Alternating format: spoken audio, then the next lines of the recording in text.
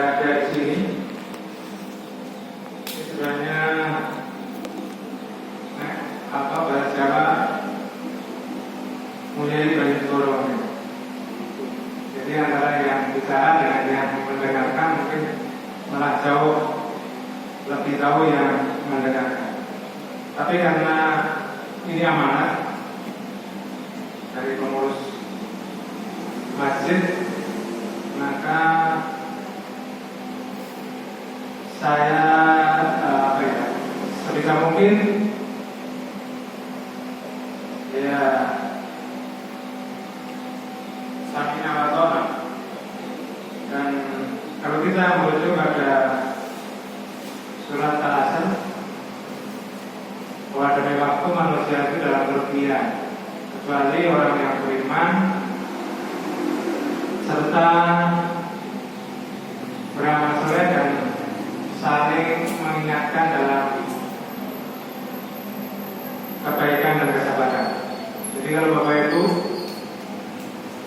ada bahasa kerennya adalah dakwah, sebenarnya dakwah itu kan saling mengingatkan. Jadi kalau mungkin nanti saya bercerita dan cerita ini mungkin nanti Bapak Ibu sudah pernah mendengar, nah itu mungkin sebagai pengingat saja. Jadi sebelum saya menyampaikan apa yang ada di buku ini, ini judulnya adalah mengenal pribadi agung Nabi Muhammad SAW. Baik dari fisik,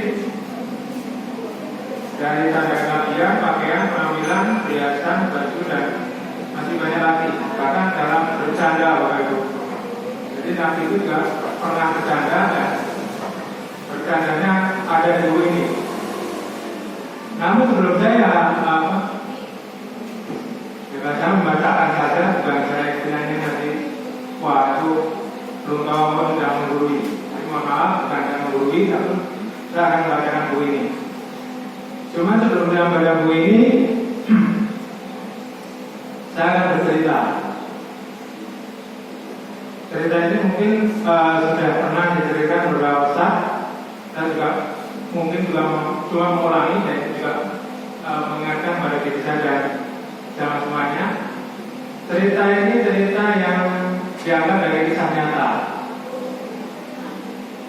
Jadi ada suatu keluarga yang tinggal di daerah Yogyakarta, tepatnya di Kabupaten Sleman, Kecamatan Gaping, Kelurahan Balai Catur yang di Dusun Tumulor. Ini saya nyata. Jadi suatu keluarga punya anak tiga. Jadi ayahnya ini seorang pedagang yang sukses, jadi banyak perusahaan, dan anaknya pun juga karena yang namanya orang kaya, maka anaknya pun juga dia disekolahkan dari kalau sekarang dari PAUD sampai kuliah, bahkan kuliahnya sampai di luar negeri. Dan akhirnya anaknya ini juga menjadi orang kaya. Nah, anak yang pertama namanya, ini mohon maaf ini, nanti kalau ada nama yang sama, mohon maaf. Namanya anak yang pertama adalah namanya Anis. Jadi namanya Mas Anis. Anak yang kedua namanya Harbin. Jika baru pernah mendengar cerita ini mungkin sudah tahu maksud saya. Anak yang ketiga adalah Amsal. Nah, Anis ini karena anak yang pertama tentu saja orang tuanya juga sangat perhatian, yaitu disekolahkan, dibiayai dan apa yang menjadi cita-citanya maka akan disupport oleh orang tuanya, terutama oleh bapaknya. Dan akhirnya juga kuliah sampai luar negeri, akhirnya juga sukses, punya banyak perusahaan. Dan anaknya juga sama, nggak punya orang tuanya punya perhatian cukup bagus, akhirnya juga sama, sekolah sampai luar negeri juga, dan akhirnya juga sukses dengan orang kaya. Anak orang kaya biasanya jauh lebih kaya. Namun berbeda dengan anak yang ketiga. Anak ketiga karena orang tuanya sudah mulai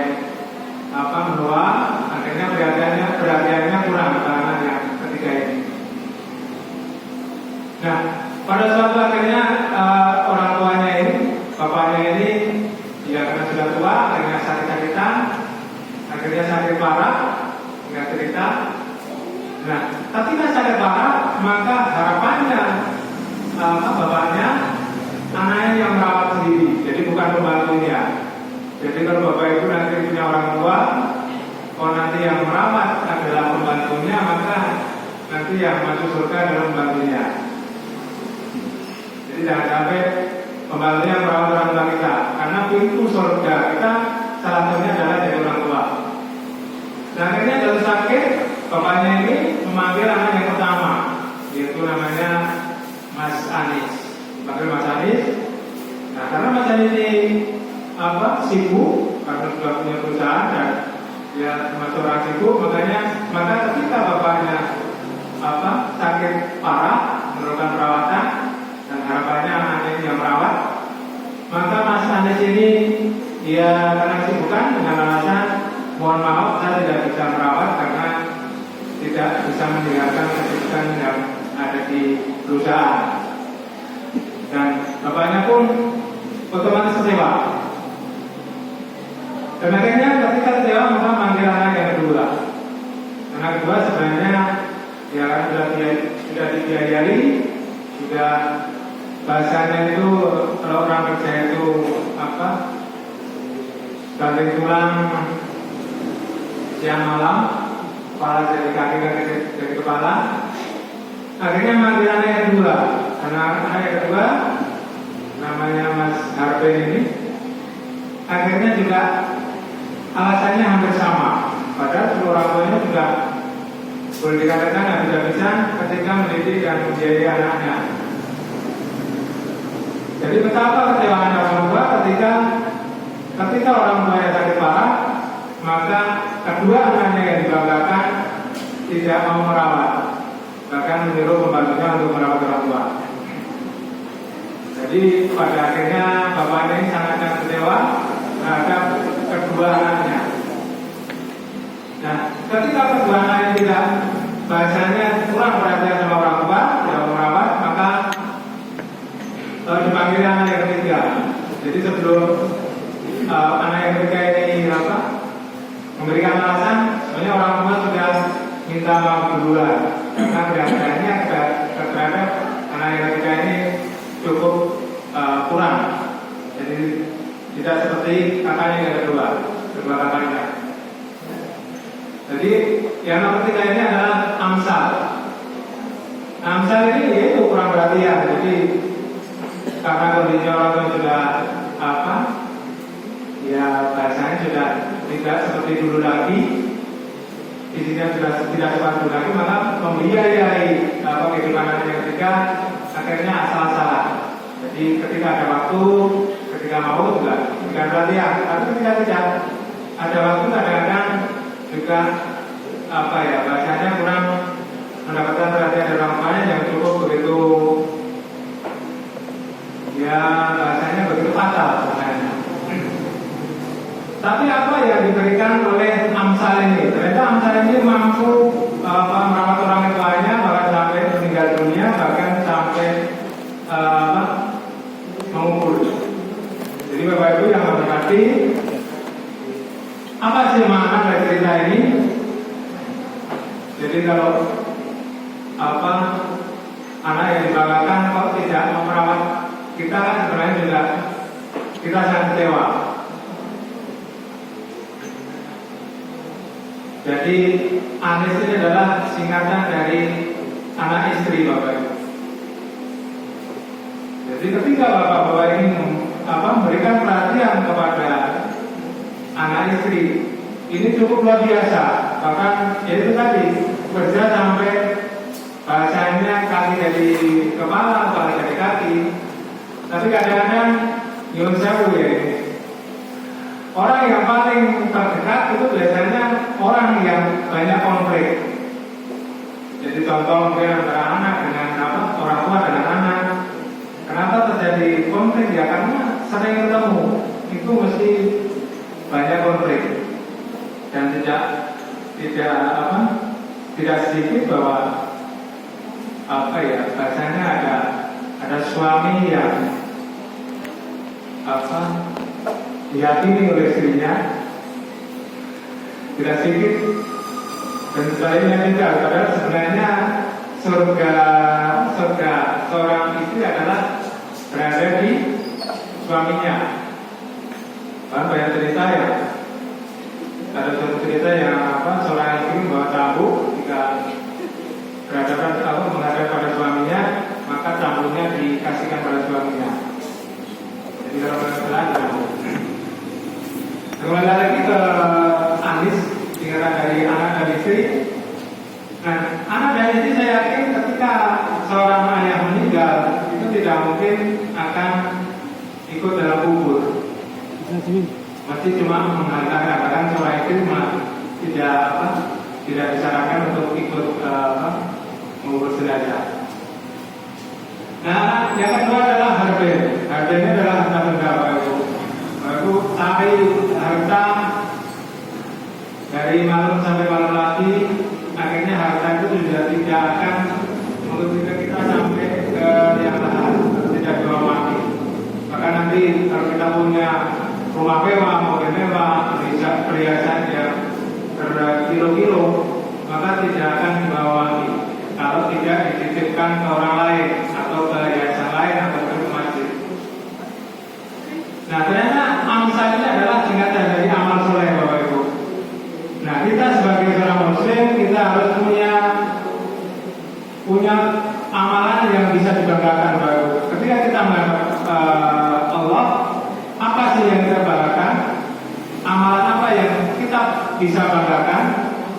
Jadi kita bahasanya punya amalan yang bisa diandalkan.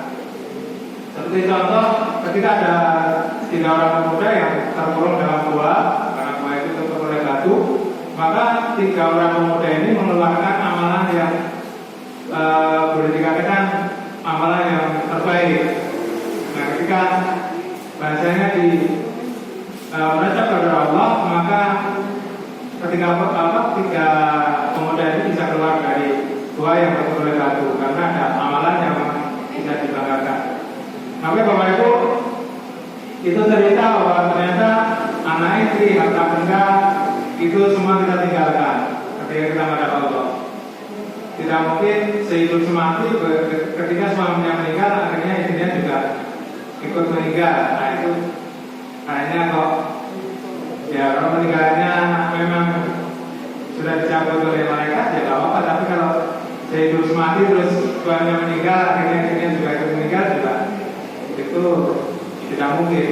Kalau tidak mau, bahkan kalau sudah jadi jenazah, kita sekamar pun mungkin sudah ada rasa takut. Nah, jadi amal soleh yang akan kita bawa ke yang lahat, yang akan menemani. Jadi kalau nanti kita sudah masuk yang lahat, apa yang akan menemani kita? Yaitu amal kita. Nah, apa yang kita lakukan? Yaitu yang akan menemani kita. Ketika kita melakukan hal-hal baik, maka akan berubah menjadi hal-hal yang menyenangkan. Jadi bayangkan saja ketika kita di suatu kamar yang gelap, nah yang menemani kita adalah hal yang menyeramkan. Kira-kira menakutkan apa menyenangkan? Menakutkan. Tapi kalau di kamar yang gelap, ternyata ada lampunya. Di lampu ini berarti kan terang. Ada amalan yang kita lakukan, amalan yang bagus, maka akan yang menemani kita. Maka kuburnya menjadi terang, menjadi nyaman, jadi menjadi surga sebelum surga yang sebenarnya.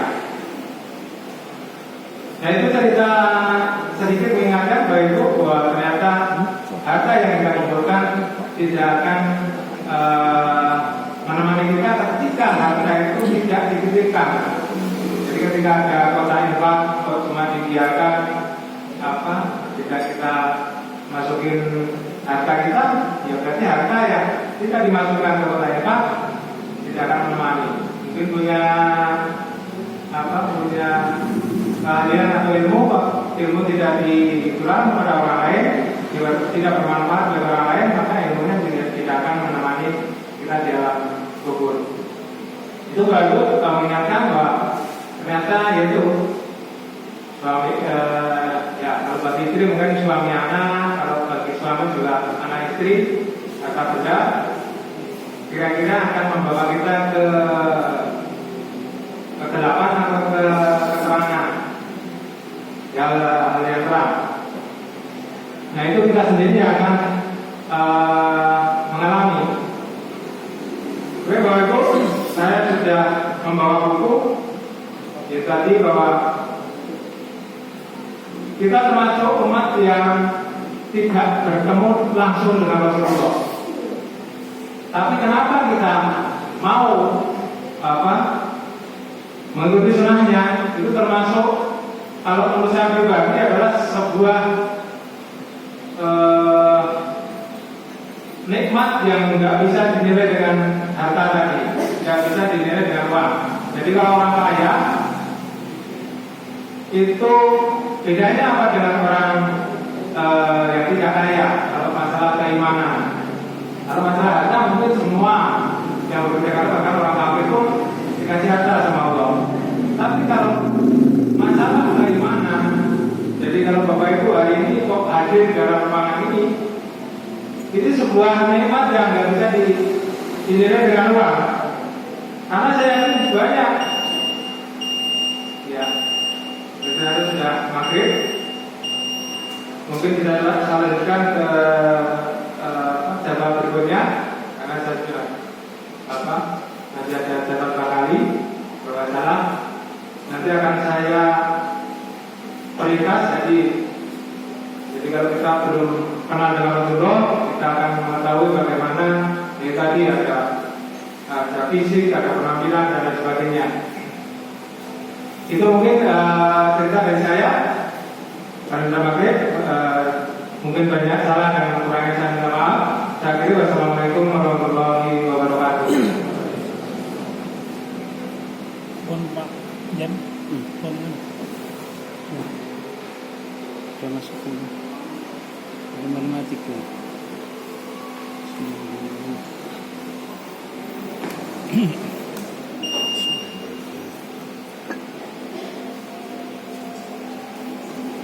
Belum.